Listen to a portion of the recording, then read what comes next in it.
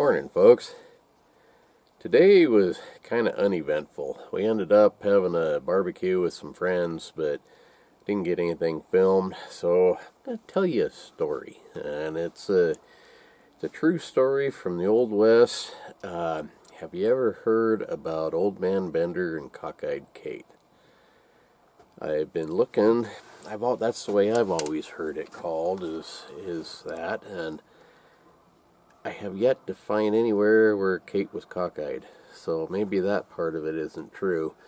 But the rest of it is. They were also called the Bloody Benders. I got some ties to that right here in Salmon, Idaho. But it says here, this is kind of long, so sit back and grab a cup of coffee or something and pull up a chair, sit a spell. Says the Benders were a cute family who ran a bed and breakfast inn from their cabin in Labatt County, Kansas. However, over the course of 2 years, from 1871 to 1873, the family of four was also the cause of at least 11 murders, maybe possibly as many as 20. The family's fate remains unknown, with wild theories ranging from the Benders being lynched to them successfully escaping and becoming the Kelly family, another family of serial killers.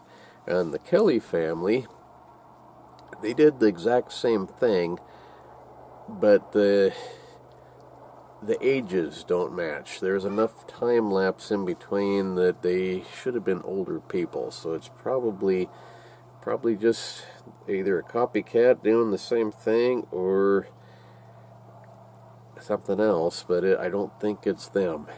Anyway, the Bender family cabin was a one-room cabin that was divided into 2 rooms by a canvas wagon cover. The front room had a kitchen and table, and the back room held small living quarters. The family itself consisted of John Bender, a man of about 60 years who spoke very little English, his wife Elvira, born Elmira Hill Mark, who was supposedly so unfriendly that she was known by the neighbors as the She-Devil. Their son John, a man in his mid-20s who was prone to fits of random hysterical laughter. He spoke fluent English with a German accent, and their daughter Kate, an attractive and well-educated young woman who was a self-proclaimed healer and psychic.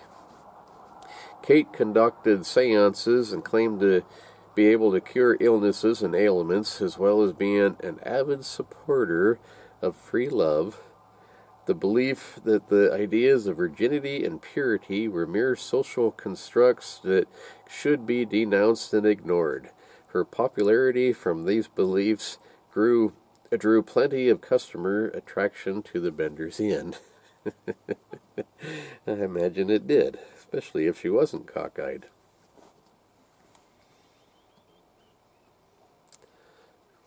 I'm not even going to say it. Elvira, or Elmira, a bitter, much disliked woman, was accused of murdering several husbands. She first married Simon Mark, who she claimed to have had 12 children with.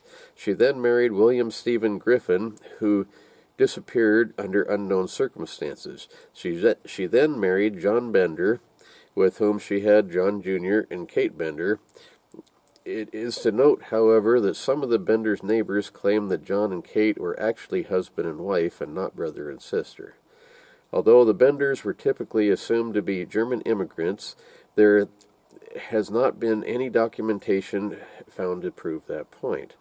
In May of 1871, the body of a man known just by the name of Jones was discovered murdered in Drum Creek, a popular trail that crossed through the Benders' 160 acres of property. Jones was found with his throat slit and his skull crushed. The trademark injuries of the many following bodies that would be found in the same creek within the following year. I read in one other spot as many as 20. Drum Creek became so notorious for people going missing that travelers began to actively avoid passing through along the trail. Many people were arrested without the basis by vigilante committees, although they were later released due to a lack of evidence. These vigilante committees also ran many innocent people out of the country, although their fears were not unfounded, especially as more and more people began to vanish. George Newton Longcore disappeared while relocating to Iowa along with his infant daughter, Mary Ann. His former neighbor, Dr. William Henry York, went looking for them and questioned those who lived along the trail. He was last seen at Fort Scott on March 9th of 1873, where he had left on the return journey for Independence, Kansas, only to never arrive home. Ed York and Colonel Alexander M. York, William's brothers, began a full-scale search for the missing doctor. Colonel York, a Civil War veteran, lawyer, and member of the Kansas State Senate, pretty important fella, led a group of 50 men in search of his missing brother. They questioned every traveler and homesteader along the trail, including the bed and breakfast of the Benders. He arrived at their inn with the company of a man known as Mr. Johnson on March 28th, less than 3 weeks after his brother's disappearance. Explaining the situation to the family, they admitted that William... Oh, doggone skeeters. They admitted that William had stayed at their inn, but may have run into trouble with the local Native American Indians. The colonel agreed that this was possible and stayed for dinner. 6 days later, on April 3rd, Colonel York returned with a squad of armed men after learning that a woman staying at the Bender's Inn had fled in terror after being threatened with knives by Elvira. When questioned, Elvira claimed that to not understand English. Colonel York asked her again, and this time she became furious and said in English that the woman was a witch and had cursed her coffee, and then she ordered the men to leave her house. Before the group left, Kate asked York to visit again the following Friday alone so that she could use her psychic abilities to help find his brother. The squad of men that accompanied York unanimously agreed that the Benders and the neighbors, the Roaches, had something to do with the disappearance, and they called for them to be hanged. However, York insisted that evidence was needed, to which the nearby communities began accusing the Osage Indians for the disappearances. The Osage Township arranged a meeting with 75 locals, including York and Johns Jr. and Sr., where they swore to obtain a warrant and search for every homestead along the trail between Big Creek Hill and Drum Creek. Despite the suspicions of the Bender family, nobody watched them, which is how they were able to flee days before anyone noticed. 3 days after the meetings with the Osage Township, a boy driving cattle past the house noticed a calf tied to a post that it was dead, and the rest of the animals were unfed. The inn looked deserted. He reported the state of affairs to the township trustee, but poor weather meant that several more days passed before anyone could investigate. The township trustee asked for volunteers to help investigate, to which several hundred people took on the offer. When they inspected the property, they found the inn completely devoid of food, clothing, and possessions. The place reeked of a bad smell, which was traced to a nailed-shut trapdoor hidden underneath a bed. After prying it open, they found a small empty room underneath with sides that tapered inwards. The room was 7 foot 2 inches at the top, 3 foot 2 inches at the bottom, and 6 foot deep. The group broke up the stone slab flooring, which was stained with clotted blood, of the hidden room with sledgehammers, but found no bodies underneath. The odor was ruled to be blood that had soaked into the soil. The volunteers physically moved the cabin to dig underneath it, but they found nothing. Then they probed around the yard with metal rods, focusing specifically on the disturbed dirt in the vegetable garden, and in the orchard. Dr. York was found later that evening, shallowly buried face down, with his feet just barely below the surface. The volunteers continued until midnight, marking 9 more potential grave sites. The next morning, the volunteers resumed work.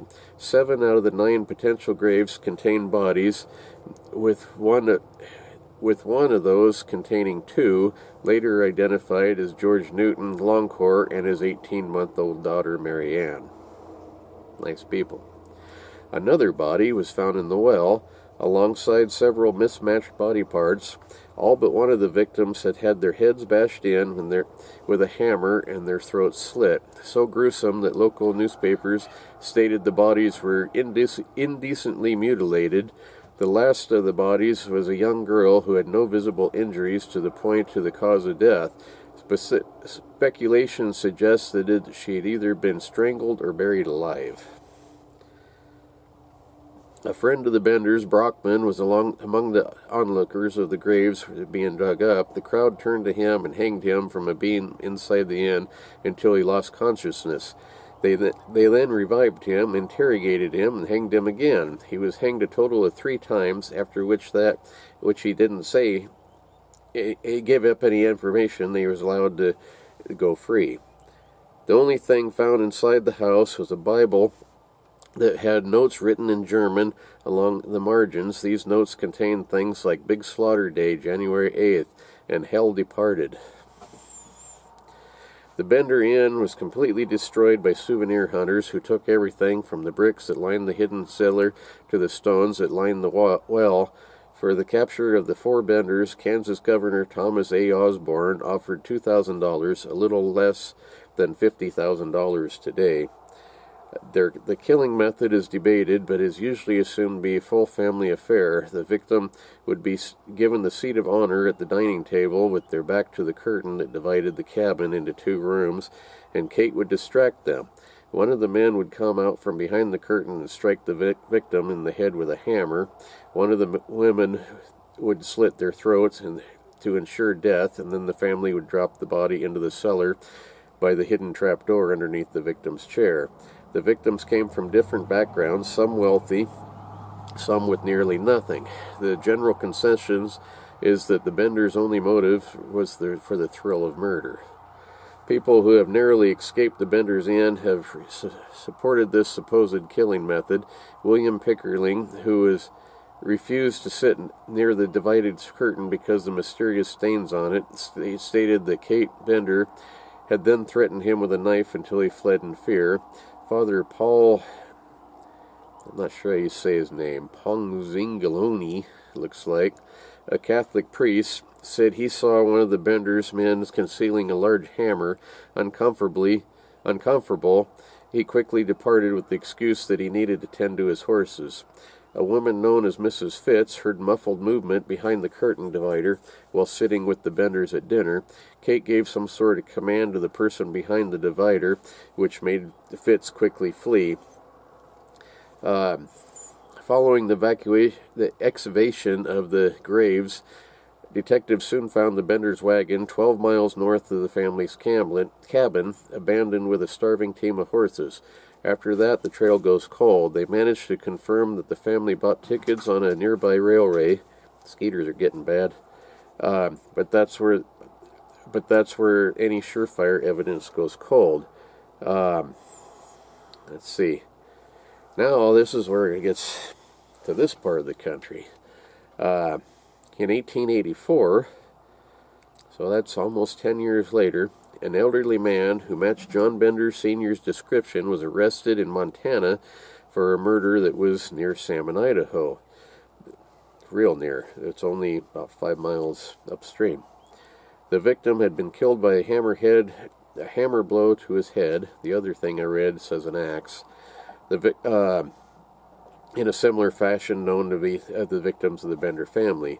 A request for positive identification was sent to canvass, but the suspect severed his own foot to escape his leg irons and ended up bleeding to death before his identity could be confirmed. Despite the lack of evidence, the man's skull was displayed as being Pa Bender in a saloon in Salmon until Prohibition forced the saloon's closure in 1920 and the skull disappeared. Okay, so that part, much more to that story than just that. It's what they did to this guy. Holy moly.